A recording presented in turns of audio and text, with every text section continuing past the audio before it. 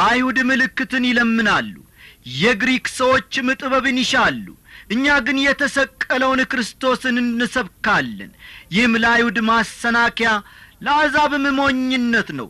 ለተጠሩት ግን ልብ በሉ፣ ለተጠሩት ግን አይሁድ ቢሆኑ የግሪክ ሰዎችም ቢሆኑ የእግዚአብሔር ኃይልና የእግዚአብሔር ጥበብ የሆነው ክርስቶስ ነው ይላል። ደስ የሚል ቃል ነው ወገኖቼ። የተጠሩ ማለት ድምፁን የሰሙት ማለት ብቻ ሳይሆን ድምፁን ሰምተው ምላሽ የሰጡ ማለት ነው። ክርስቲያን እናቶቼና አባቶቼ እንዲሁም ወንድሞቼና እህቶቼ አንድ ጥያቄ ልጠይቃችሁ። እግዚአብሔርን ሰምታችሁ ለእርሱም የሚገባውን ምላሽ ሰጥታችኋልን? ከሰጣችሁ በጣም መልካም የሆነ ውሳኔ ወስናችኋል። ካልሆነ ግን ዛሬውኑ ለእርሱ ድምፅ ምላሽ እንድትሰጡ መክራችኋለሁ።